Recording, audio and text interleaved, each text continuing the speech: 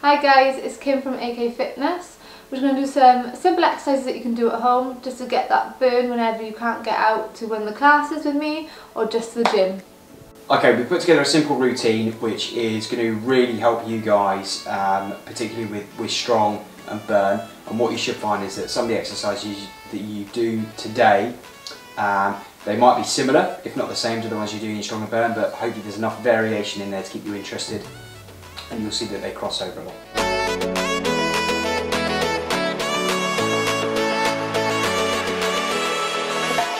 Okay, the first thing I want you to do is before you start the session, I really want you to make sure that you're warmed up properly.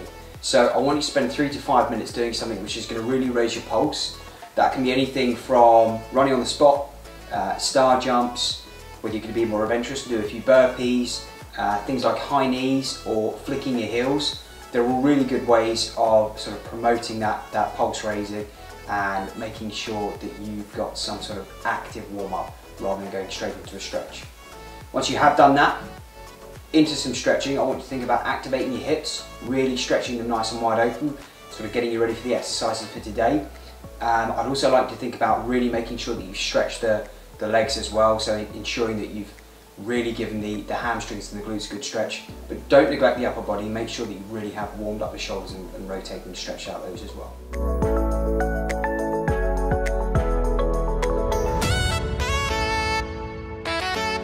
Okay, so the first exercise we're going to get you to do today is thrusters. Now there's a few things I really want you to think about when you're doing thrusters. The first thing I really want you to make sure is that you're really popping through the hips. Don't focus too much on the upper body. We're going to get Kim to do a few reps and then we're just going to pull out a few coaching points.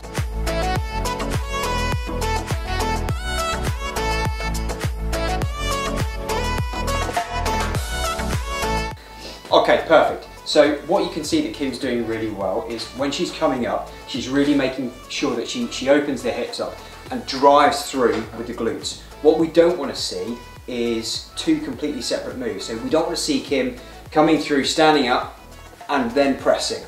So what we should have is down as you come up, the bar, as you get to the top here, the bar should leave your hands automatically and then you follow through with a press.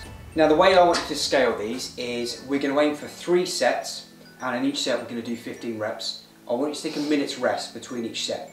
Now I appreciate not all of you might have a bar, but there's a few different ways you can make this suitable to your ability. The first is, if you've got a pair of dumbbells, there's nothing wrong with doing it with dumbbells. The second is, if you're struggling to do it with weight for the moment, all I want you to think about for the first couple of times you do it is think about doing it with no weights and just think about pressing those hands as high as you can and making sure you get the timing and the feel for the exercise.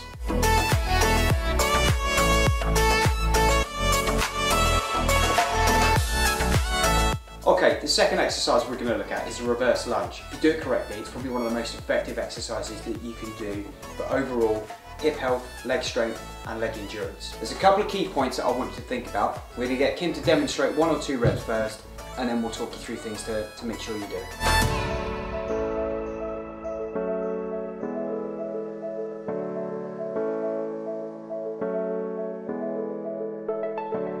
So a couple of things I want you to think about when you're doing this exercise. The first is, don't think about taking too big of a step backwards. The moment you do that, you're going to end up putting too much weight on the rear leg and driving off of that leg to come back up again. The idea of this exercise is it should be a step back. Think of it like a one-legged squat. You're going to lower yourself down with your front leg and simply think about keeping the weight on that front heel, and you're going to push back up with that. What you don't want to do is see a motion where you're actually driving with the back leg to bring you forward.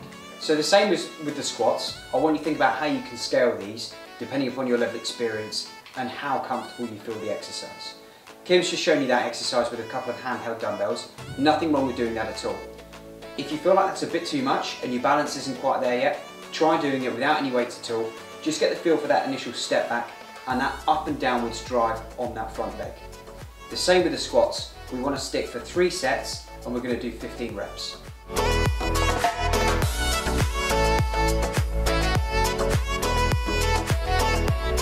Our third exercise is the traditional squat. By now our legs should be feeling pretty tired and you should feel like there's a bit of an ache in the quads, in the hamstrings and in the glutes.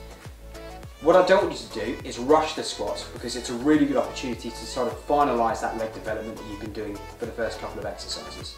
So we're going to get Kim to demonstrate a few squats, and I want you to think about a couple of key coaching points afterwards.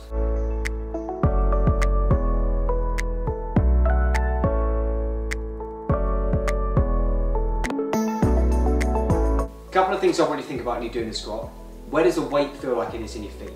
If it's more towards your toes, typically what you'll find is that as you go down, your knees are going to travel past your toes, and it's not going to give you the squat that you want. I want you thinking about the weight really in the middle of your feet, maybe edging ever so slightly towards the heels. What that will allow you to do is it allow your glutes to track backwards first, and then you can go down and come back up. Some other common things that you find with the squat is people try and rush them too quickly. I don't want you going down, bouncing back up. It should be a nice controlled movement, all the way down, split second pause, straight back up. Okay, the same as we did with the other exercises, we're going to do 15 reps and we're going to do 3 sets of that. I want you to take a minute's rest between the sets, make sure you're fully recovered.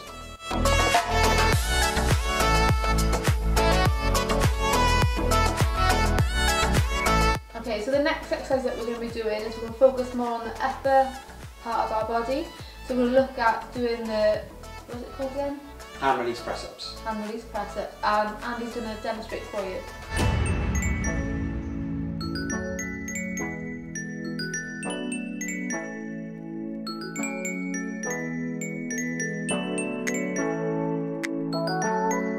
Right, the reason why these are good to do is because it makes you go right down to the floor and do a full rep.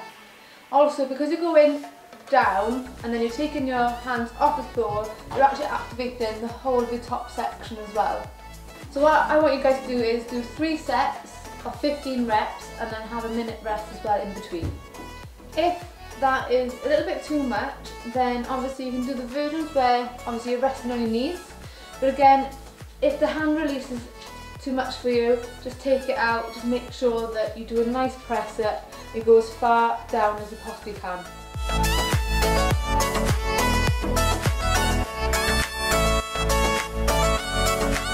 Okay, so the next one that we're going to be doing is we're going to be doing a shoulder touch in a plank position. So we're going to be focusing then on your core and the upper part of your body. And he's going to demonstrate as well for us.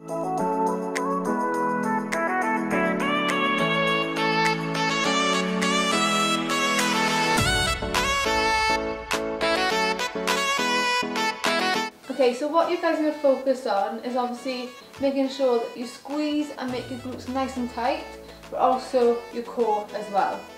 But when you're doing this, you want to make sure that you don't twist your body while you're doing it. It wants to be a nice solid movement, touching shoulder to shoulder. So if this movement's too much for you guys, again, what you can do, like with the press up, is go down onto your knees and just take that little bit of weight off and just progress when you feel ready. So you want to do this 3 times with 15 reps, and again do the minute break in between.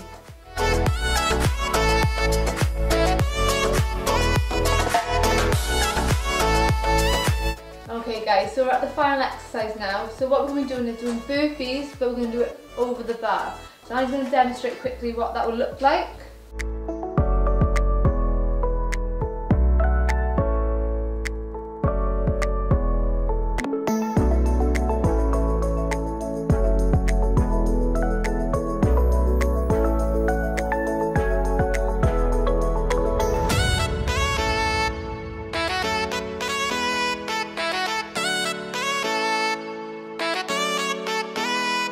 So doing this exercise, guys, is really good for the whole of your body. It's going to target everything that you want. Now I can appreciate that obviously some of you guys are not going to have a bar in your house, so the great alternative is just grab a towel from your bathroom, roll it up, put it down on the floor and just use that as if it was your bar. So we want to do this 15 reps, 3 times, and obviously you want to add in that minute rest in between.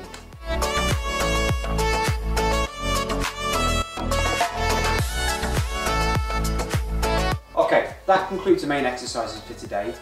A few things I want you to do before you sort of walk away for the rest of the day now is, firstly, don't stop now. Okay, now you're nice and warm. The last thing you want to do is come to a complete stop and go sit down.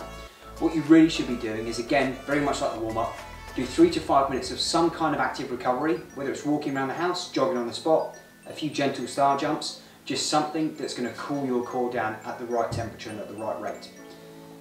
A couple of minutes stretching afterwards isn't going to hurt either. That's really going to promote some really good recovery overnight, and it will also help reduce any DOMS that you get from this session, which ideally you want to avoid.